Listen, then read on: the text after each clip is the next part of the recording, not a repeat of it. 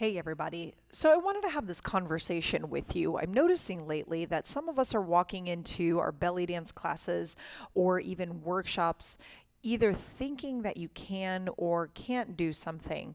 And what that leads me to believe is some of us are entering these atmospheres with either a growth mindset or a fixed mindset.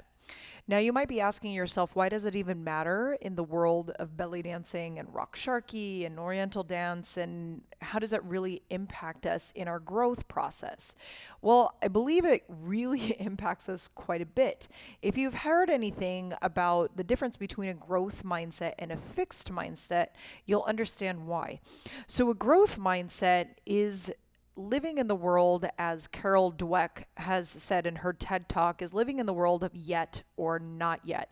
But having the belief in oneself that you can do something or develop something with effort put into it.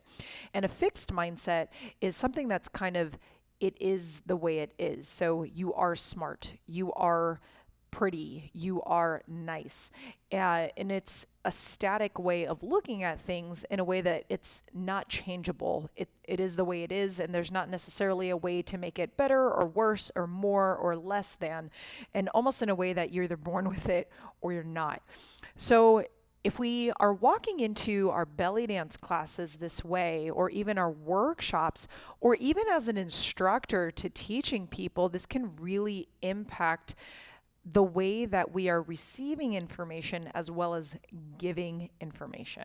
So, to be a little bit clearer on how that relates to dance, if you go into a class and you're thinking to yourself, wow, this material is really difficult, and you even see yourself withdrawing, or mentally you're withdrawing, and almost the sense of giving up, that is indicating to you that you could be in a fixed mindset, because the belief for you to develop that skill or the movement that is being worked on in the moment may not be there. So if you're going in with that thought process going on, it's going to make it actually quite difficult for you, and you'll probably fail to some extent in making your rock sharky dance more developed in the way that you would like it to be, whether it's more refined technique, whether it's more of a stage presence, whether it's being able to articulate the music with your body, whatever it may be. If there's this belief that if it's too difficult and you cannot get it, and you sense that yourself is giving up on it, that makes a huge impact on the way that you will not only approach belly dance in the future, but how you approach it in that moment then. And even with the class material, you'll find that you'll walk away very dissatisfied. A couple of the things that may kind of set up a flag for you to pay attention to is, are you asking questions? Are you raising your hand and saying, hey, I have a question about this? If you're not asking your questions and you're purposefully avoiding asking those questions to get them answered, it could be a way of you already accepting that whatever the answer may be to that question, it doesn't matter. It wouldn't have an impact on you. And that could be an indicator of a fixed mindset. So keep in mind, what we want to be cultivating for ourselves is a growth mindset, right? Because we want to be able to develop, especially in dance. No one is born masterful in any art. Yes, you can have some natural ability, but you have to do the work behind it to support it, because natural ability only goes so far. It can't take you into the masterful realm. It can't take you into the expert realm. That takes dedication, that takes work, that takes effort, that takes processing, that takes developing your skill and your art form to lead yourself from this novelty stage into this higher level that you've really worked on throughout time. So if you're not asking questions, that may be something that, like, oh, why am I not asking questions? What is it that, I'm thinking about when I want to ask a question that I'm not asking the question, in order for you to be heard and see how that answer may impact your dance. When you're learning something new, what is your expectation in learning it? If you think that learning new material, you should be able to get it like this, and then all of a sudden you don't get the material, what is your reaction to that? If you notice that you're like, I wasn't going to get it anyway, or it was pointless for you to even learn. This is really something to pay attention to with that growth versus fixed state of mind. Because if you think that you should be good at something right away and there's nothing to cultivate, there's nothing to put effort into, then that's something to see that you're expecting this perfection from yourself or you to already be it versus you working yourself into it. So let's say you're learning a new choreography or even a new technique, and it takes you like 5 times to actually work this through, and you still feel like you're failing at it pretty badly, right? Because all of us have been there where we're like, I've done this like 20 times and it looks awful, right? Do you give up at that point, or do you think in your head, like, I'm just not there yet? Maybe I'm not practicing it effectively. Maybe I'm not practicing it in a way that actually pushes me into getting it. Those typically aren't the first questions that pop up. It's usually, oh, I'm just not good at that, or I'll just never get it. And if you hear yourself saying that to yourself, that could be another indicator of you being in a fixed mindset versus a growth mindset. If you happen to be in this fixed mindset and you see that there's setbacks to your training, how do you take that? Do you think you're not good enough? Do you think you weren't cut out for a rock Sharqi? Do you think that there's no hope and you'll just stay the same for forever, right? Sometimes we feel that way, and that's totally fine because we're human, right? We're not perfect. You're never going to have the perfect reaction every single time. So, but when that happens and you see a setback happening, because really our progress and our growth goes like this, and sometimes it goes really down and then it comes back up, right? It's never this clean incline ever. It's always this up and down and this peak and this valley that happens as you come up and down. So when you see those setbacks, do you find that you're telling yourself you're not good enough, you'll never be good at dance, you're not a dancer, you're trying, or do you justify it in a way of like, oh, I'm just trying to have fun. I was never going to be a professional dancer anyway, or I'm just doing this for myself. How many times have we said that? There's a difference in saying that and having that intention and that goal from the very beginning.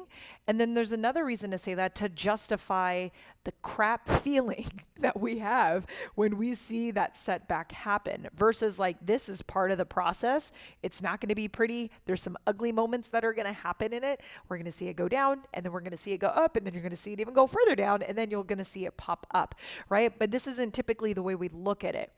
So if you see yourself reacting in this way or even justifying that feeling of this not enoughness, this not good enough, or you're just not that, that's also something to look at and say, like, why am I in this fixed state of mind, and how can I shift myself to this growth state of mind?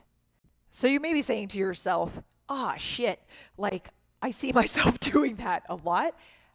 I am there with you. This is a constant progress for humans in general to work on these things. So if you see that you're in a total fixed mindset, and maybe some of your areas of training or how you approach dance is in a growth mindset, is totally fine. We're human.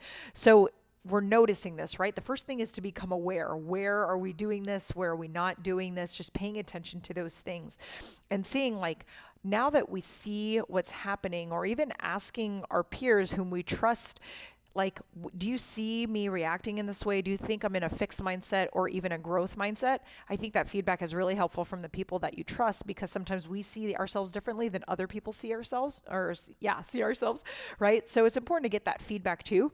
If you notice those things are happening, the next question is, well, okay, I get that I'm doing it, but now what?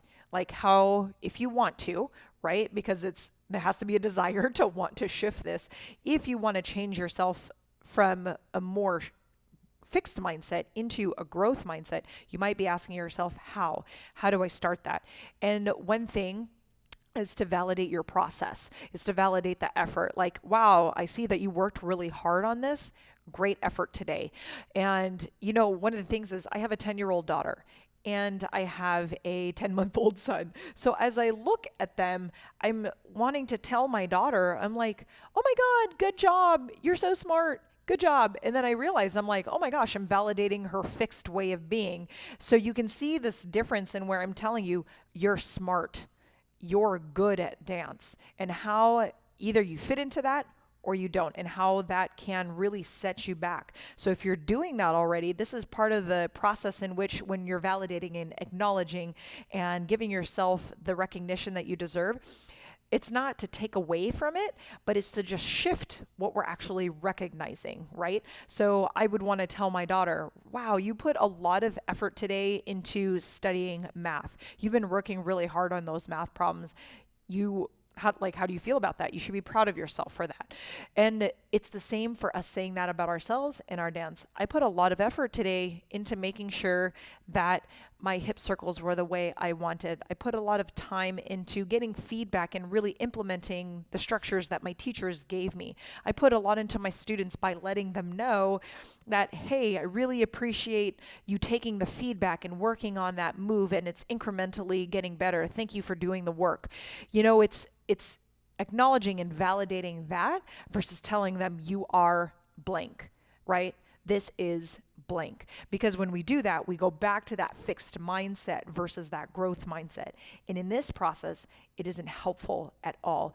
And so when we really want to excel in dance, and especially in Raqs Sharqi, it's a huge process to learn culture, to learn movement, to learn technique, to learn context, and all of these things that we have to be willing to develop this over time, especially with so much changing, and art is never stagnant. It's always changing. So if we're staying in this stagnant state of being, this fixed state of mind, it is really hard for us to be with the art. So this is something to consider. How is your state of how is your mindset affecting your practice, as well as potentially affecting the way that you are teaching your students? Thank you so much for watching this video. I know this isn't one of the typical things that we talk about when it comes to dance, because we're typically focused on the art itself. But if we want to get really good at the art, we also have to know who we are as a human and how we learn. So I find that this information is very important, and I encourage you to watch Carol Dweck's TED Talk.